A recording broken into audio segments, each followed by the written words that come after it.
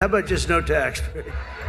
The tariffs work out like I think like that could happen. Do you think it's possible to find a way to eliminate federal taxes? There is a way. Can we reform taxes to eliminate the need to file? There is a chance that the money from tariffs could be so great that it would replace. That's right. Donald Trump wants to completely eliminate the federal income tax and abolish the IRS, going back to how we operated back in the 1890s when tariff revenue was the main source of income.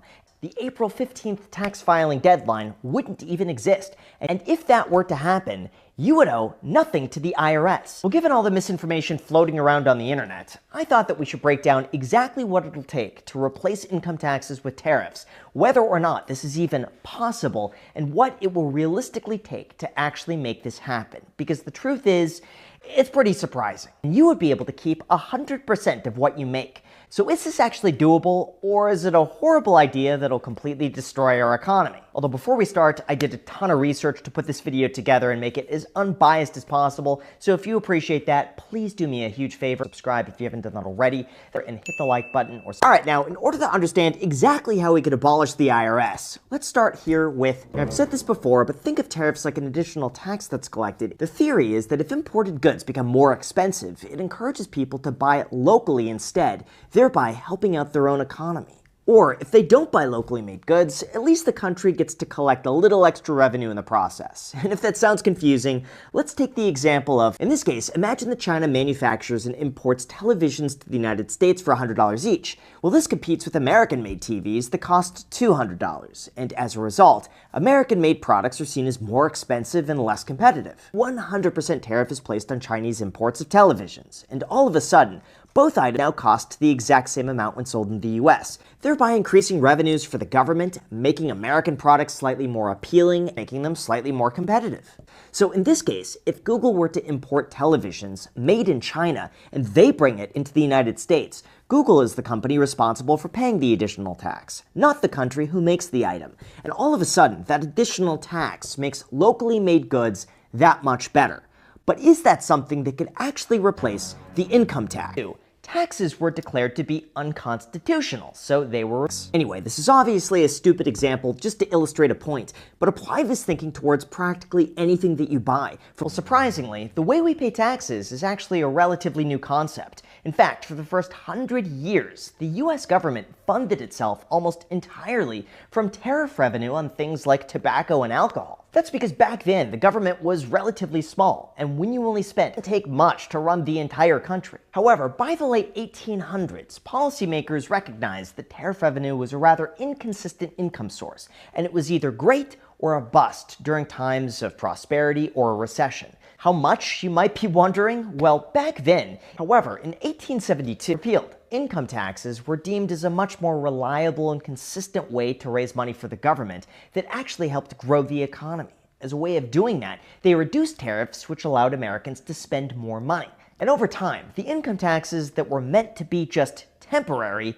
eventually stuck. In this case, the more we paid into the system, the more the government grew. The more the government grew, the more reliant they became on that income. And the more we grew the national debt. Put simply, this is the amount of money the US government borrows and owes in interest to pay for its continual spending. And really since the late 1800s, meaning we spend and borrow way more money than we take in. However, once you start borrowing an extra $1 to $5 trillion every single year, for decades, when our spending's relatively in line with our gross domestic product, it begins to add up. We have about $1.5 trillion allocated towards Social Security, $1.5 trillion for health and Medicare, $850 billion in interest payments, $750 billion for the military, $500 billion for education. So hypothetically, income taxes would be able to be eliminated entirely if the government could somehow spend $2.2 trillion less, make $2.2 trillion more from tariffs, or force a combination of the two. And in terms of the likelihood of this actually happening, like analysts have made the argument that Bitcoin serves as a hedge for instability, while others see it as an opportunity against a weakening dollar. Which sounds fantastic until you realize that that only covers 5% of the entire deficit. Meaning we would have to increase tariff revenue by 20 times just to cover the amount of overspending in the government alone. Basically, the entire year of tariffs is only going to generate enough money to pay for Social Security for 3 weeks. But fine, there's certainly the argument that tariffs will increase. This is just the very beginning. This means, from a practicability standpoint, if we import $4 trillion worth of goods to the United States, those would have to double in price on everything.